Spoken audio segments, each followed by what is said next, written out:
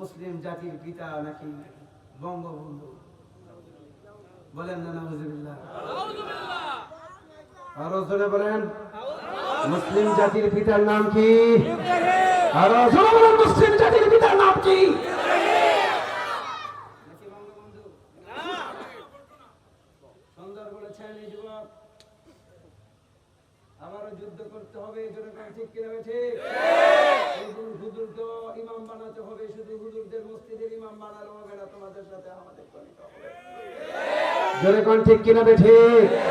আগামী সংগ্রামে শুধু টুপি ওড়ারা থাকবে না, সকল দলমত নির্বিশেষে আবারও যদি ফ্যাসিস্টরা দেশে আসতে চায় তাদেরকে আমরা প্রতিহত করব। জোরে কোন ঠিক কিনা ঠিক? প্রয়োজনে জীবন দিব, রক্ত দিব, তারপরে এই দেশের স্বাধীনতা আমরা রক্ষা করবো। জোরে কোন ঠিক কিনা?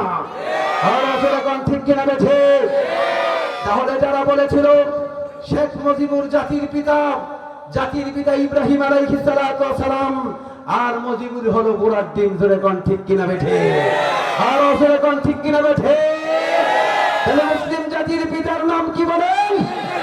আর জোরে বলেন, মুসলিম জাতির পিতার নাম কি? গলায় ছুরিও চালানো হয়, তারপর ফাঁসির মঞ্চে দাঁড়িয়ে বলবো মুসলিম জাতির পিতা আল্লাহ প্রদত্ত সনদ। আমাদের মুসলিম জাতির পিতা হলো ইব্রাহিম আলাইহিস সালাম। তাগুদের মোকাবেলায় দাঁড়িয়ে বলবো, ফাঁসির কাষ্টে দাঁড়িয়ে বলবো, ফাঁসির কাষ্টে ঝুলিয়ে বলবো, কে কে একটু হাতটা তুলে দেখান। নারায়ে তাকবীর, নারায়ে তাকবীর। আল কোরআনের আলো ঘরে ঘরে জালো, নারায়ে তাকবীর। আল্লাহ কবুল করুন। বলেন আমিন। আরো জোরে বলেন আমিন। আরো জোরে বলেন আমিন। বন্ধুরা আমার, এইবার লক্ষ লক্ষ মানুষ উপস্থিত করা হলো। তিনজন মুসলমানকে মুক্ত মঞ্চে উপস্থিত করা হলো। আর জল্লাদ ডাক দিয়ে বলছে, হে মুসলমানরা, তোমরা শোনো শোনো, গভীর মনোযোগে কান লাগাও। তোমরা কালিমা ছাড়ো, খ্রিস্ট ধর্ম গ্রহণ করো, না হলে এই গরম তৈরির ভিতরে তোমাদেরকে ফেলে হত্যা করা হবে। এইবার লক্ষ লক্ষ মানুষের সামনে দাঁড়িয়ে তিনজন মুসলমান মর্দে মুজাহিদের মতো, খালিদ বিন ওয়ালিদের মতো দাঁড়িয়ে বলছে, জীবন দিব রে বাদশাহ, ঈমান দেব না। ইমানের দাম কত তুই কাফের তা জানিস না? লক্ষবার জীবন দিব, আল্লাহর জীবন আল্লাহর জন্যই দিব, কিন্তু রাসূলের হাতে কালিমা পড়েছি। আমি খ্রিস্টান ছিলাম, আমি মুমিন হয়ে আর কখনো কুফরের ঘরে ফিরে যাব না। আল্লাহু আকবার। আর জোরে বলেন আল্লাহু আকবার। এইবার বাদশা কইতাছে, ঈমান যখন ছাড়বই না জল্লাদ, আগে বড়ডারে দাও। কোনডারে? ওই যে তিনটা ভাই, আপন ভাই, একই মায়ের গর্ভে জন্ম, ঘটনাক্রমে তিন ভাই কয়েকখানায় বন্দী হয়েছেন। একজন হলো বড় ভাই, আরেকজন হলো মেজু ভাই, আরেকজন হলো ছোট ভাই। এইবার বাদশা বলছেন, এই গরম তৈরির ভিতরে আগে বড়ডারে দুইটা ফালা, কারণ বড়ডারে যদি আগে দুইটা ফালানো, আপনি একটু সামনে আসেন না,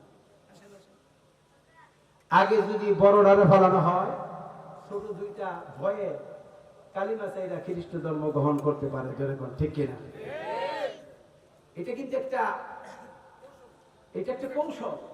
ঠিক দেখবেন, আমার দেশে ফ্যাসিস্টরা যখন অভিযান চালিয়েছে, তখন বিএনপির বড় বড় নেতা যেগুলো আছে এগুলারই আগে করছে। যেরকম ঠিক কিনা? আমি দেখেছি আজকের যিনি প্রধান অতিথি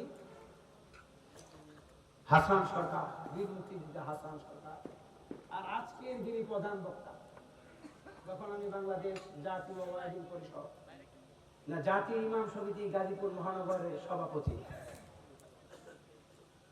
এক ছোট্ট একটি কারাগার, আমি জীবনে কখনো দিন কারাগার দেখি নাই, কারাগারে মানুষকে দেখতেও যাই নাই। আমার ছোট ভাই আজকের প্রধান বক্তা। যেই দিন আমি মুক্ত মঞ্চে প্রধান বক্তা ছিলাম, আর আমি যেই মসজিদের খতিব, লক্ষ্মীপুরা কেন্দ্রীয় মসজিদের খতিব, ওই মসজিদের উদ্যোগে মাহফিল ছিল। ওই মাহফিল থেকে আল্লামা আব্দুর রহিম আল মাদানীকে গ্রেফতার করা হয়েছিল। ওই দিন রাতে আজকের প্রধান অতিথি আলহাজ হাসানুদ্দিন সরকারকে একই দিনে একই সময় একই রাতে জেলখানায় বন্দী করা হয়েছিল আমাদের সদর থানা। ওই মামলায় আপনি আসামি, কিন্তু আপনাদের দেখার ভাগ্য আমার হয় না। কিন্তু আজকে ওই ফ্যাসিস্টের জেলখানায় যিনি ছিলেন, আপনাদের প্রধান বক্তা যিনি তিনি ছিলেন, আপনাদের প্রধান অতিথি যিনি তিনিও ছিলেন আপনাদের বিশেষ আকর্ষণ বক্তা। তাদেরকে যে ওই আগুনের ভিতরে 3 জন মুসলমানকে পুড়ে ফেলা হবে। আরো কার কি পরামর্শ আছে বলুন? আরেকজন বলে না না, এই যে পুকুরের মাঝে তাদের হাতে পায়ে রশি লাগাইয়া উলঙ্গ করে পানির মাঝে ফেলে দিয়ে তাদেরকে পানিতে ডুবিয়ে মারা হবে। আরেকজন বলতেছেন, যিনি হলো প্রধান অতিথি, উনি ডাক দিয়ে বলেন, বাদশাহজি এমনটাও হতে পারে যদি এই 3 জন মুসলমান কালিমা ছেড়ে খ্রিস্ট ধর্ম গ্রহণ করে, তাহলে তাদেরকে দামি বাড়ি দেওয়া হবে, গাড়ি দেওয়া হবে, নারী দেওয়া হবে, বেঁচে থাকার স্বাধীনতা দেওয়া হবে। একটা শর্ত, যদি তারা মুসলিম ধর্ম ছেড়ে খ্রিস্ট ধর্ম গ্রহণ করে, আর যদি তারা মুসলিম ধর্ম গ্রহণ না ছেড়ে খ্রিস্ট ধর্ম যদি গ্রহণ না করে, তাহলে আমাদের রাজদরবারে বিশাল বড় ডেক, এই ডেকের ভিতরে শত শত মন তৈল দেওয়া হবে। হাজার হাজার মন লাকড়ির ভিতরে আগুন দিয়া ওই ডেকের ভিতরে তৈলগুলো যখন উত্তপ্ত ভস্মিত হবে, টকবক টকবক করবে, তখন এক এক করে মুসলমানগুলোকে লক্ষ লক্ষ মুক্ত মঞ্চে উপস্থিত করে, মানুষগুলোকে উপস্থিত করে দৃষ্টান্তমূলক শাস্তি ওই গরম তৈরির ভিতরে তাদেরকে ফেলে হত্যা করা হবে। তাদেরকে গরম তৈরির ভিতরে বাজা বাজা বাজা বাজা করে তাদেরকে মেরে ফেলা হবে। বাদশা সব কথা শোনার পর এখন ফয়সালা দিবে, বলে এইটাই আমার কাছে সবচেয়ে বেশি পছন্দ হবে। এই 3 জন মুসলমান যদি খ্রিস্ট ধর্ম ছেড়ে দেয়, যদি মুসলমান ধর্ম ছেড়ে যদি খ্রিস্ট ধর্ম গ্রহণ করেন, আল্লাহ এবং আল্লাহর রাসূলের ধর্ম ছেড়ে, আল্লাহর দেওয়া দিন ছেড়ে আমাদের খ্রিস্ট ধর্ম যদি গ্রহণ করেন, তাহলে তাদের নারী দেওয়া হবে, বাড়ি দেওয়া হবে, টাকা দেওয়া হবে, পয়সা দেওয়া হবে, সব তাদেরকে দেওয়া হবে। আর যদি তারা খ্রিস্ট ধর্ম গ্রহণ না করে, মুসলমান ধর্মের উপরে যদি অটুট থাকে, তাহলে তাদেরকে এই ডেকের ভিতরে তৈল দিয়ে তেলগুলো উত্তপ্ত ভস্মিত গরম করো, এই তৈলগুলো গরম করতে থাকো। যখন টকবক টকবক করবে, তখন এক এককে ধরে হাতে পায়ে রশি লাগাইয়া উলঙ্গ করে তাদেরকে গরম তৈলের ভিতরে ফেলে, কই মাছ মুরগি যেভাবে ফ্রাই করা হয়, মাছ যেভাবে ফ্রাই করা হয়, এভাবে তাদেরকে গরম তৈলের ভিতরে ফেলে দিয়ে তাদেরকে হত্যা করা হবে। সমস্ত এমপি মন্ত্রী সবাই মিলে এটাই সিদ্ধান্ত করলো যে তাদের এই 3 জনকে যদি কালিমা না ছাড়ে, খ্রিস্ট ধর্ম গ্রহণ না করে, তাহলে তাদেরকে গরম তৈলের ভিতরে ফেলে তাদেরকে হত্যা করে দেওয়া হবে। আমার কথা কি আপনারা বুঝতেছেন? আপনারা বলেন, যারা প্রকৃত মুমিন তাদেরকে মেরে ধরে অত্যাচার করে জুলুম করে ইমানদারকে ইমান থেকে চুল পরিমাণের হটানো যায় না। চলে কোন ঠিক কিনা? ছোট্ট একটি উদাহরণ দেই। বাংলার জমিন স্টেম রুলার চালিয়েছিলেন, শত শত ওলামায়ে কেরামকে জেলখানায় নিয়েছিলেন, হাজার হাজার ওলামায়ে কেরামকে পাখির মতো গুলি করে মেরেছিলেন। আমাদের মাঝে সবচেয়ে বড় বড় ওলামায়ে কেরাম আল্লামা বাবুনগরী রাহিমাহুল্লাহু তাআলা, তাকে জেলখানায় বছরের পর বছর এরকম ভাবে রেখেছেন। আবার যখন ছেড়েছেন, আবার তিনি হুঙ্কার দিয়েছেন বাতিলের বিরুদ্ধে। এই যে জুলুম অত্যাচার নিপীড়ন করেছেন, জেলখানা থেকে বের হওয়ার পর তাদের ঈমান কমে নাই, বরঞ্চ ঈমানি শক্তি পাওয়ার আরো বেশি হয়েছে। জোরে কোন ঠিক কিনা? বাংলাদেশের আপামর জনতার লক্ষ কোটি মানুষের হৃদয়ের স্পন্দন আল্লামা দেওয়ার হোসেন সাইদি রাহিমাহুল্লাহ, তাকে যুদ্ধ অপরাধী বানিয়ে তার সহকর্মী যারা ছিল তাদেরকে ফাঁসির কাস্টে ঝুলিয়ে দেওয়া হয়েছিল। তার নামেও ফাঁসির আদেশ হয়েছিল।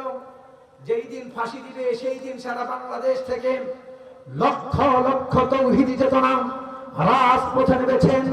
হাসিনা ভেবেছেন, বুঝেছেন যদি আল্লামা দেলোয়ার হোসেনকে ফাঁসি দেওয়া হয় তাহলে সে 1 ঘন্টার জন্য বাংলাদেশের মস্তকে বসে থাকতে পারবে না, বাংলাদেশে দাবানল হয়ে যাবে। তখন সে ফাঁসি রায় কেটে তখন আমরণ কারাবরণ দিয়েছে, জোরে কোন ঠিক কিনা?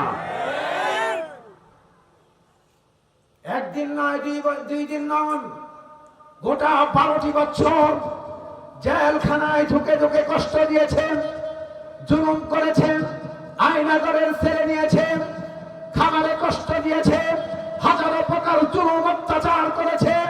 কিন্তু আল্লামা দেলোয়ার হোসেন সাঈদী রাহিমাহুল্লাহ 1 সেকেন্ডের জন্য কাফের বেঈমান মুশরিক তাগুতি সেই জালিম ফ্যাসিস্টের কাছে মাথা নত করে নাই, জোরে কোন ঠিক কিনা? বেঠে আমাদের বীর পুরুষ আল্লামা শাইখুল ইসলাম আল্লামা আজিজুল হক রাহিমাহুল্লাহ তাআলা সুযোগ্য সন্তান, বাংলাদেশের বিশ্বনন্দিত মুফাসসির দায়ী শাইখুল হাদিস আল্লামা মামুনুল হক সাহেবকে জেলে ভরে বারবার জুলুম করা হয়েছে, নিপীড়ন করা হয়েছে, ডান্ডা মেরে দেওয়া হয়েছে, ইনজেকশন পুশ করা হয়েছে। আমরা দেখেছি এক আদালত থেকে আরেক আদালতে যখন নেওয়া হতো ডান্ডি বেরি দিয়ে ল্যাংড়া খোরা হয় এক যুবক মানুষটাকে বিদ্ধ করে ফেলেছে, পিটাইতে পিটাইতে বিভিন্ন রগ ছেড়ে ফেলেছে। কিন্তু তারপরও যখন একটু সময় পাইতো তখন বাতিলের বিরুদ্ধে হুঙ্কার ছাড়তো, আজও হুঙ্কার মারে। এই জন্য কাফের বেঈমান মুশরিক তাগুতি শক্তি বেঈমান দাসনেরা ইমানদারদের কষ্ট দিয়ে জুলুম করে আয়না করে নিয়ে তাদেরকে মেরে তাদেরকে 1 সেকেন্ডের জন্য ইমানি ভালোবাসা থেকে ইমান থেকে জুদা করা যায় না, জোরে কোন ঠিক কিনা? সামনে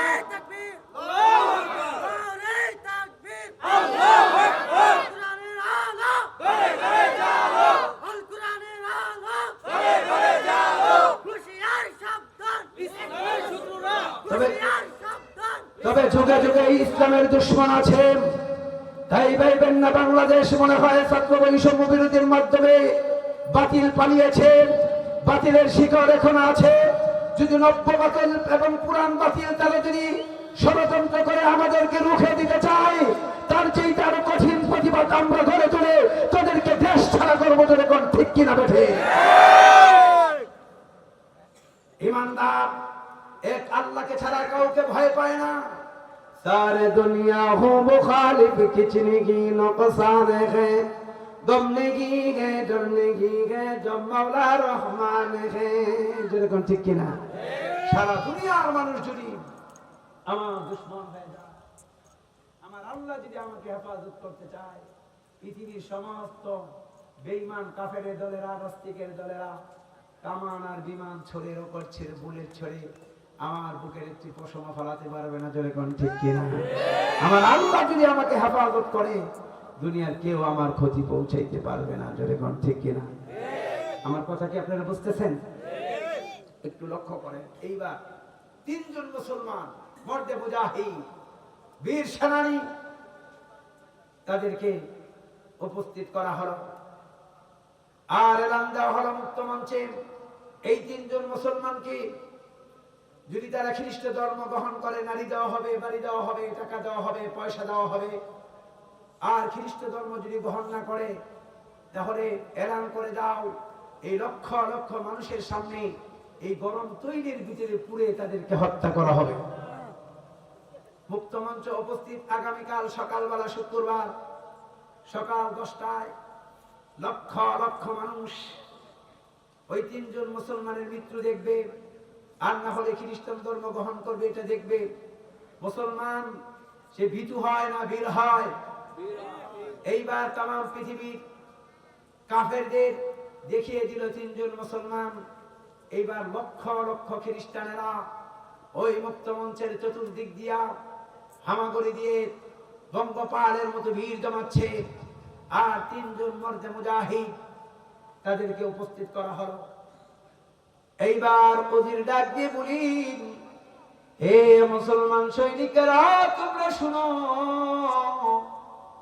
বাদশার দরবার থেকে ফরমান জারি হয়ে গেছে,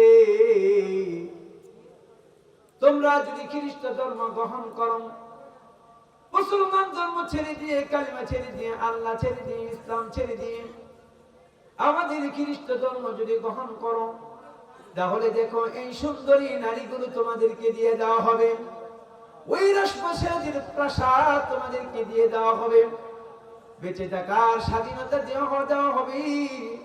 আর যদি তোমরা খ্রিস্ট ধর্ম গ্রহণ না করো, এই যে দেখো বিশাল বড় দ্বীপ, যেই ডেকের মাঝে হাজার হাজার মন তৈল দেওয়া হলো, লাকড়ি দিয়ে তৈলগুলোকে গরম করে দেওয়া হলো, তৈলগুলো যখন টকবক টকবক করবে, তখন তোমাদের উলঙ্গ করি হাতে পায়ে রশি লাগাইয়া অপমানিত গোলামের মতো করে এই গরম তৈরির ভিতরে ফিরে দিয়ে তোমাদেরকে হত্যা করা হবে।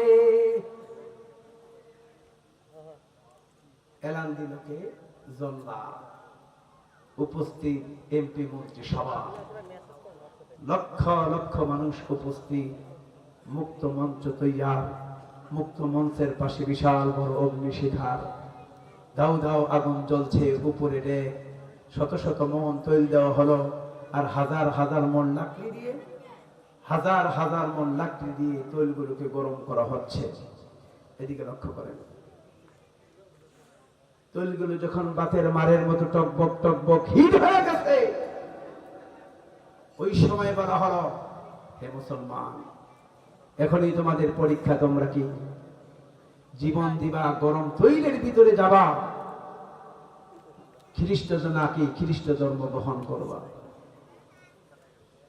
প্রিয় বন্ধুরা রে আমার, এইবার তিনজন মুসলমান ইমানি কণ্ঠে ডাক দিয়ে বলে, জীবন দিব রে, জীবন দিব রে জল্লাদ, ইমান দেব না। ইমানের দাম কত তুই তো কাফের, তুই তা জানোস না।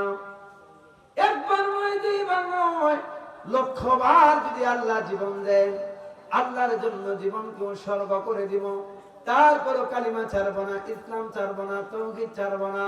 গরম তৈরির ভিতরে বাবা ইব্রাহিম, আমাদের বাবা ইব্রাহিমের গান পাচ্ছি।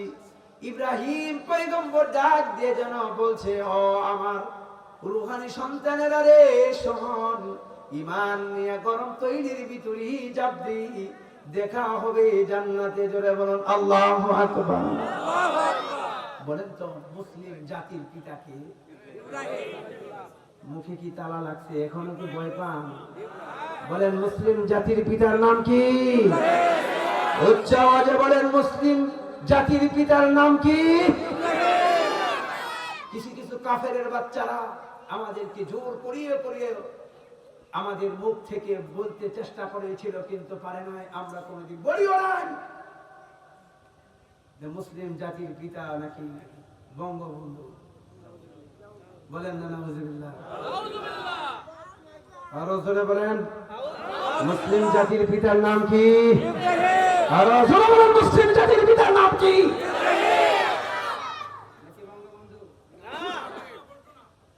সুন্দর বলেছেন এই যুবক, আবারও যুদ্ধ করতে হবে। জোরে কোন ঠিক কিনা ঠিক? হুজুর তো ইমাম বানাতে হবে, শুধু হুজুরদের মসজিদের ইমাম বানালে হবে না, তোমাদের সাথে আমাদের করতে হবে। জোরে কোন ঠিক কিনা ঠিক? আগামী সংগ্রামে শুধু টুপি ওড়ানো থাকবে না, সকল ধর্ম নির্বিশেষে আবারও যদি ফ্যাসিস্টরা দেশে আসতে চায়, তাদেরকে আমরা প্রতিহত করব। জোরে কোন ঠিক কিনা ঠিক? প্রয়োজনে জীবন দিব, রক্ত দিব, তারপরে এই দেশের স্বাধীনতা আমরা রক্ষা করবো। জোরে কোন ঠিক কিনা?